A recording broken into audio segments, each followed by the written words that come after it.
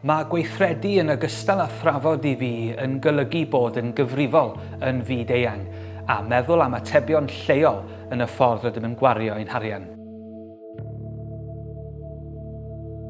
Jack ydw I a dwi'n brif ysgogwr newid yn Swyddfa Comisiynydd Cenedlaethaurdyfodol gyda chyfrifoldeb yn benna dros faterion cyhoeddus a'n cysylltiadau ryngwladol.